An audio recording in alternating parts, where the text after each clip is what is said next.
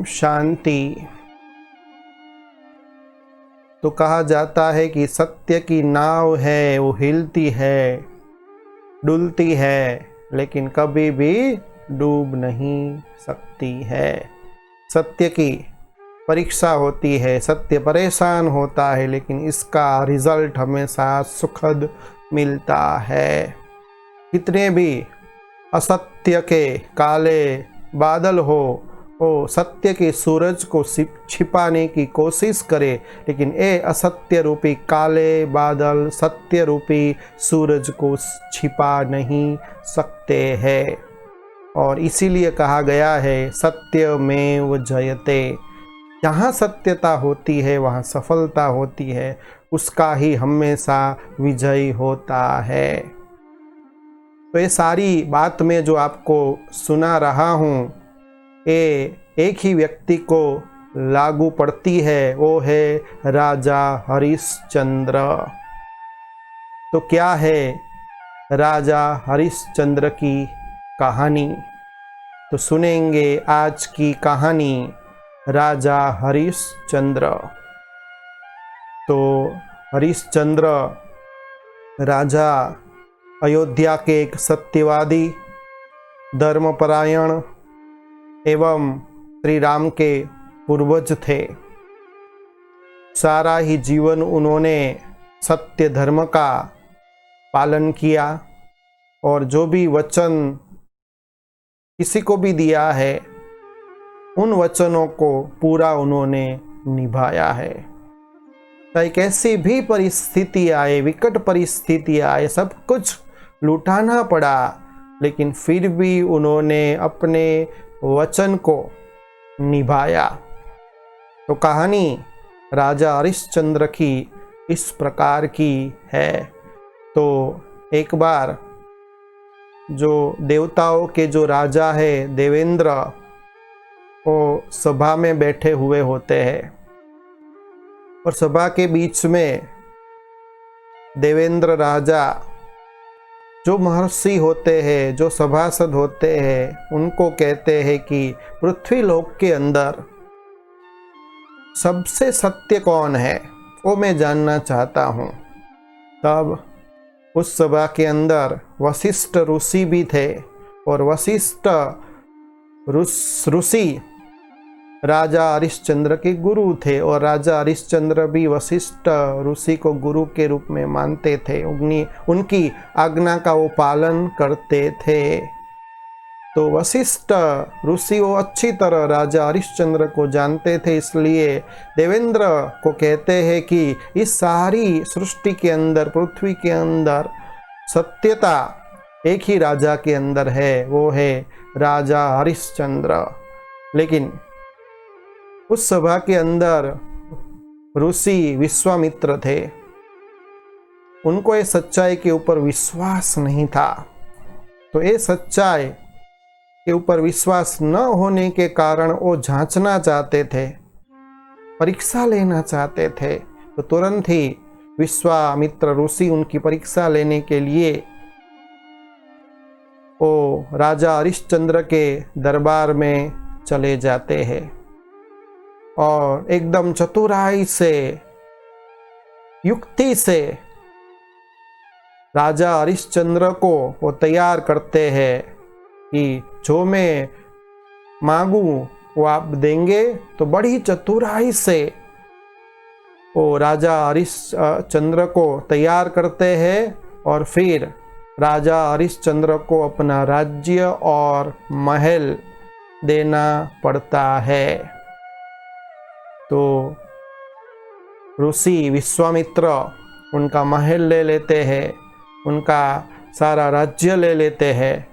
फिर वो राजा हरिश्चंद्र अपनी पत्नी के साथ, अपने बच्चे के साथ सब कुछ दे करके जंगल में चले जाते हैं।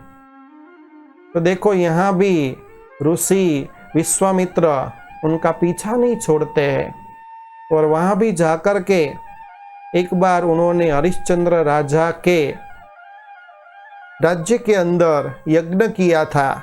तो यज्ञ के ऋण में वो कुछ लेना चाहते थे तो वो कहते कि मुझे वो जो यज्ञ मैंने किया था उसकी दक्षिणा मुझे चाहिए। तो उस समय तो राजा हरिश्चंद्र के पास कुछ भी नहीं था, जो कुछ भी था महल राज्य सब कुछ उन्होंने दे दिया। तो विश्वामित्र ऋषि ने जिद की कि मुझे दक्षिणा चाहिए। तो उस दक्षिणा को देने के लिए राजा हरिश्चंद्र अपने परिवार में पत्नी और बच्चे सबको बेच देते हैं। अपनी पत्नी को एक ब्राह्मण के वहाँ कामकाज करने वाली की तरह वो भेज देते हैं और खुद एक चंडाल के वहाँ कर लेने के लिए चंडाल के वहाँ वो स्मशान में काम करने लगते हैं। तो एक बार क्या हुआ, थोड़े समय के बाद उनका जो पुत्र था जिनका नाम था रोहित, तो रोहित को सर्प ने डसा और उनकी मृत्यु हो गई। तो उनकी जो राजा हरिश्चंद्र की जो पत्नी थी, जो ब्राह्मण के वहाँ घर का कामकाज करती थी, एकदम दुखी हो जाती, एकदम रोने लगती और रोते हुए अपने बच्चे को गोद में लेकर के उठा करके स्मशान में वो जलाने के लिए जाती है। तो वहाँ स्मशान में चंडाल के रूप में राजा हरिश्चंद्र वो कर वसूल कर रहे होते हैं। तो पहले अपने बच्चे की चिता जलाने से पहले कर वसूल करना चाहते थे। तो इतना उन्होंने धर्म का पालन किया, इतना उन्होंने वचन का पालन किया, क्योंकि ऋषि विश्वामित्र को उन्होंने वचन दिया था, दक्षिणा उनको देनी थी, इसलिए ये पूरा वचन उन्होंने निभाया और जरा भी अपने धर्म के अंदर, अपने वचन के अंदर डिगे नहीं और अपनी पत्नी के पास ये बच्चे को जलाने से पहले कर वसूल करने को कहा। लेकिन उस समय उसकी पत्नी के पास एक भी फूटी कौड़ी नहीं थी। तो उस समय राजा हरिश्चंद्र मना करते कि इस स्मशान के अंदर इसको नहीं जला सकते हैं। तो फिर बाद में उसकी पत्नी वहाँ से चली जाती है। फिर देखो कि विश्वामित्र जो ऋषि है वो अंत तक अंतिम अपनी चाल वो अपनाते हैं और उनकी जो पत्नी थी उनको डायन का आरोप लगाते हैं और उनके जो पति राजा हरिश्चंद्र को ही अपनी पत्नी को मारने का काम सौंपते हैं। तो जिससे राजा हरिश्चंद्र अपनी पत्नी को मारने के लिए आँख में पट्टी बांध लेते हैं और जब वो अपनी पत्नी को के ऊपर वार करने लगते हैं तभी सत्यदेव प्रकट होते हैं और उनको बचा लेते हैं और तभी विश्वामित्र भी आते हैं और एकदम प्रसन्न हो जाते हैं और फिर राजा हरिश्चंद्र को कहते हैं कि आप ही सारी पृथ्वी के अंदर सत्यता के खातर आपने सब कुछ छोड़ दिया, तो सारी पृथ्वी के अंदर आप ही आज से जाने जाएंगे सत्यता के रूप में। तो राजा हरिश्चंद्र ने ये सत्यता के खातर सब कुछ छोड़ दिया। फिर विश्वामित्र भी उनको जितना भी उनका राज्य था वो वापस दे देते हैं और फिर जो उनका पुत्र मर गया होता है उसको भी जिंदा कर देते हैं और फिर से वो राजा हरिश्चंद्र अयोध्या में वो अपना राज्य कारोबार चलाते हैं। और कहा जाता है कि जब राजा हरिश्चंद्र राज्य करते थे उस समय उनकी जो प्रजा थी वो भी बहुत सुखी थी और शांतिपूर्ण थी। इसीलिए तो कहा जाता है कि यथा राजा रानी तथा प्रजा। तो जैसा राजा होता है वैसी रानी होती है, वैसी ही प्रजा उनकी होती है। तो ये थी सारी कहानी राजा हरिश्चंद्र की। तो ये जो राजा हरिश्चंद्र की हमने कहानी सुनी, तो इस कहानी के द्वारा हमको क्या सीखने को मिलता है? तो इस कहानी के द्वारा एक तो सत्यता के बारे में तो आप सभी ने जाना कि सत्य के खातिर राजा हरिश्चंद्र ने जो भी वचन दिया है वो पूरा निभाया। उसके लिए कुछ भी हो, अपने पुत्र के लिए भी उन्होंने कर मांगा, अपनी पत्नी के पास जलाने के लिए और अपनी पत्नी को भी मारने के लिए तैयार हो जाते। वहाँ तक उन्होंने ये परीक्षा ली सभी ने, लेकिन वो परीक्षा में राजा हरिश्चंद्र अंत तक वो पास हो गए, जरा भी डगमग नहीं हुए अपने वचन के ऊपर।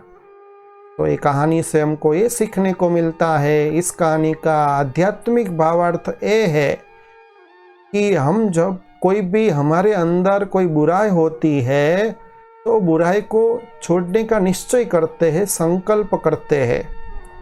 तो एक बार हमने निश्चय कर लिया कि फलानी जो गलती है मुझे अभी दोबारा रिपीट नहीं करनी है, लेकिन क्या करते हैं हम उसको वापस ले लेते हैं। और कई लोग तो गलतियों को आश्रय परिस्थितियों के ऊपर डाल देते हैं कि फलानी परिस्थिति थी ना, इसलिए मेरे से गलती हो गई। तो आप इस कहानी के द्वारा देखिए कि राजा हरिश्चंद्र के ऊपर परीक्षा लेने के लिए कितने हद तक ऋषि विश्वामित्र उनकी परीक्षा लेते हैं। कैसी कैसी विषम परिस्थिति, विकट परिस्थिति को भी पास करके, धर्म का पालन करके, सत्य का पालन करके उन्होंने जो वचन दिया है पूरा उनको निभाते हैं। तभी आज सारी दुनिया, सारा विश्व, सारी सृष्टि सत्यता के खातिर राजा हरिश्चंद्र को याद करती है। तो ये कहानी के द्वारा ये भी हमको सीखने को मिलता है कि जो हम परमपिता परमात्मा भगवान के ऊपर जो भी हम प्रतिज्ञा करते हैं, वायदा करते हैं, उसको हमको पूरा निभाना चाहिए। कुछ भी हो जाए, एक बार भगवान को हमने वचन दिया, कभी भी दोबारा वो वचन वापस नहीं लेना है। धरत पड़िए धर्म ना छोड़िए, इसलिए हमेशा सत्य से लगे रहे और जो भी गलती होती है वो परमपिता परमात्मा को हम साफ साफ बता दे और रिपीट न करे, तभी हमारा जीवन सुखमय शांतिमय बन सकता है। अच्छा, ओम शांति।